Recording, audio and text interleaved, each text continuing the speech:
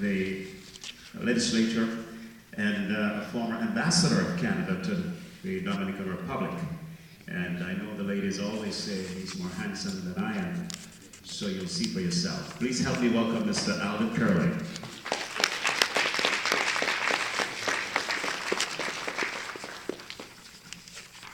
Thank you very much, Master Ceremony. Let me, of course, recognize my friend, both friends actually, Dr. Maharaj, who I've got to know very well since you've been here, and know you're the Dean of the Consular Corps of Town Halll, and my good friend, of course, Lloyd Wilkes. This is like a resurrection, eh? Here is that we have Lloyd back here, and you know, I say to him, when I got him, that how easy it is, because when you have a new Counsel General, the orientation and the briefing takes a long time to understand Ontario or Toronto. But here he is, he knows a bit about it, and he said, we may have to say all the time to orientate me because of the changes that happened. Lots have happened since your past, and thank you very much for having me here. And I may be saying things tonight, and I get straight to the core. Roy Williams said to me, did you see 10 minutes in that? You better respect 10 minutes on that type of stuff. So I'm going to surprise you and do 7 minutes. And if you believe that, you believe every politician who passed this place. Now, it's wonderful that you have done this here, and I'm going to say certain things completely different than, not different, but a different offshoot of what's happening here. I tell them my concern, I talked to Kinkley, and I said to them that there are so many times that we have gathered here, and we talk, and we listen, and we hear all these issues, and over, and everybody has their concern. I want us to move away from the fact that we come here to keep our soul down here. And we feel so terrible that the police have stopped us, and they're calling us. And we feel terrible that those kids are dropping out. And we feel terrible that they are victimizing our young people. And we feel terrible, and we can continue on these feelings. And then we say, where's the action? The next day we want to hear another issue, and another issue. And where are we? I'm saying to you where we've failed, and where we must start taking big actions. We've got 3 levels of government here in Ontario, in the city of Toronto. We have the municipal government, and we have the provincial government, and we have the federal government. And they all are responsible for the issues there. I will say to you, they don't take you seriously. And I have been, as a minister, as a member of backbencher, as a speaker, as an ambassador, they don't take you seriously. And the Counsel General has mentioned that too, the fact about how do we participate towards taking it seriously. First, stop behaving like immigrants around this place here. You're not a visitor to this country. You are Canadians. When you get home to Trinidad and Jamaica, you're not a bit Jamaican. But right here, you're Canadian. All the rights and privileges are here. So your mindset has to change. When you see a government out there, it's your government. When you see a mayor behaving in that stupidity and taking us as jokers, you bring him down because that's not how your mayor should behave. Yeah. And then when you want to get a proper mayor in, or someone you think can represent you, you vote for that mayor. And then you keep he or she accountable all the way. It just starts when you elect a John Tory. It started there. It's not the beginning, not the middle, it's a start. You were talking about, during the campaign, the issues are being addressed. The issues of affordable housing that have a great impact on our people. Because you know how that happens. So you want to make sure that he is accountable, and every one of those councillors that you voted for are accountable. And it's not a fight. It's a matter of fact, like any job that anyone gets, they have to report and find out what is the progress happening. I feel most of them have failed. They failed not because of themselves, they failed because of you. You want to know when you have a deputation to them, it is organized and all that. Are we way down the road? So far from that? No. We have a Jamaican Canadian Association, an organization that has established itself and said, you can focus here. So when we take those issues, so we say, that we must be rather strategic to how we go about it. That when we have a deputation, a solid deputation and conducted in a proper way to the mayor, he must know that these things are not only affecting us individually, but it's affecting my country and my city.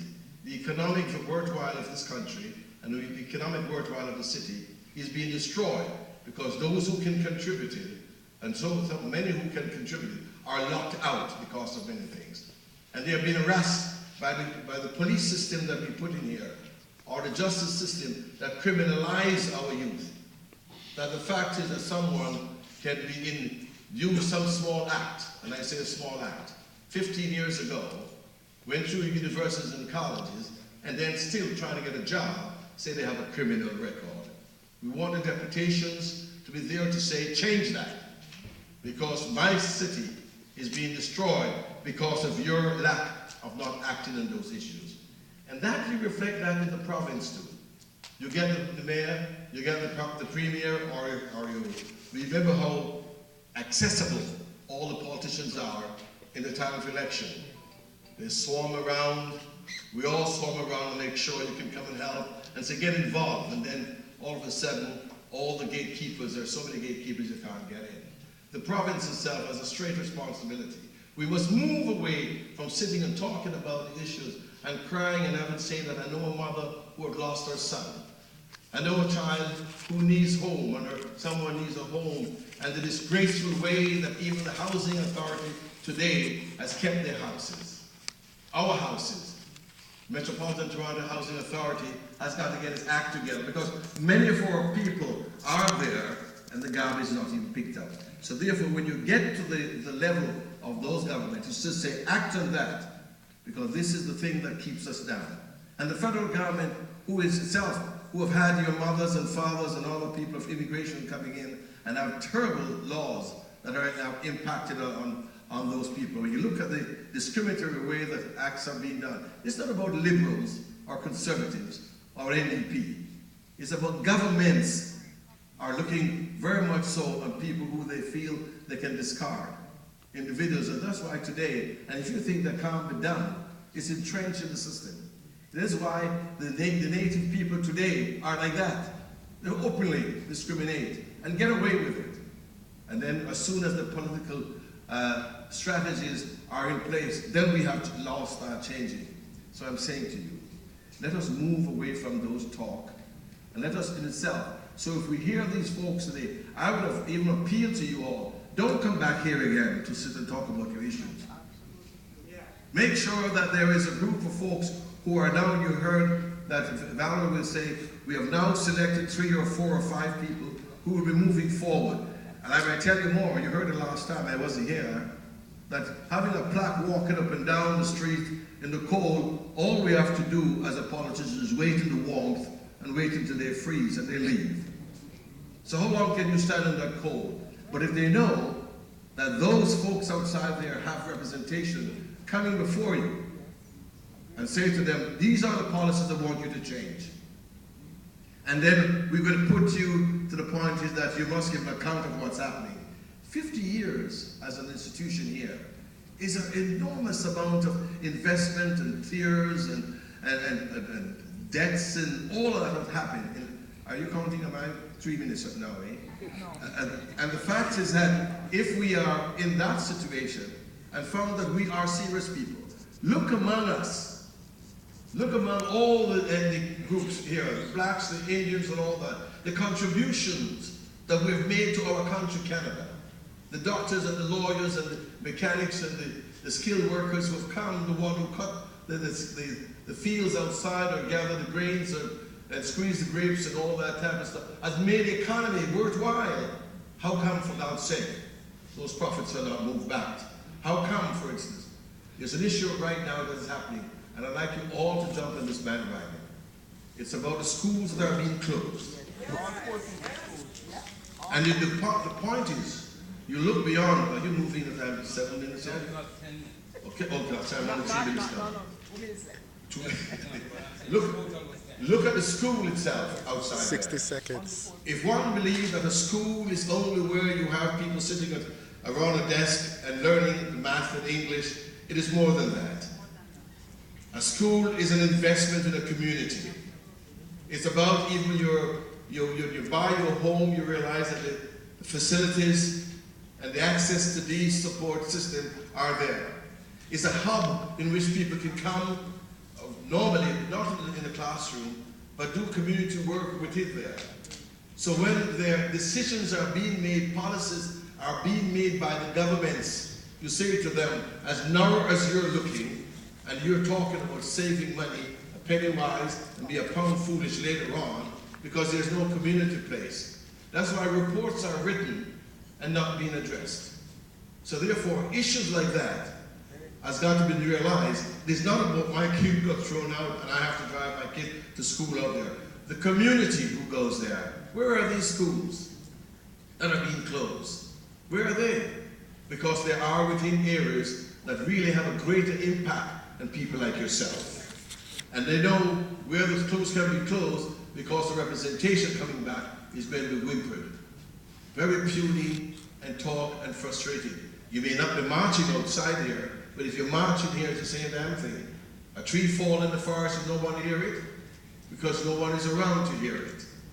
Today, your voice are being heard. You don't need to fall any more trees. You don't need to be shouting anymore. The issue is there. I was appalled in my running off, but what really appalled me too, and I go back to the municipal election time. What appalled me when I decided to support John Tory, people who said, how come a liberal is going to support John Tory? I don't support John Tory. I support good representation of the mayor who can represent our issue. And I want to support Rob Ford because of the kind of a disgrace and despicable way he projects our people and feel that people will say, well, he's represent folks who can smoke crack. The person is sick, Rob Ford is. So go and get help, but not on the expense of our people who will feel that it can be a mockery and his own. He couldn't do that to the Jews. He couldn't do that to the Italians. He couldn't do that to other groups like that. So we have issues here that is looked upon and said, it can be done, it would affect those individuals. So in finally wrapping up, I'm saying to you that we have enough governments, we have enough resources, we have one of the richest country in the world, Ontario. I'm going to say it again, the richest country in the world, one of the richest countries, Ontario, that has enough resources to do anything it wants, but not on the back of those that are being exploited.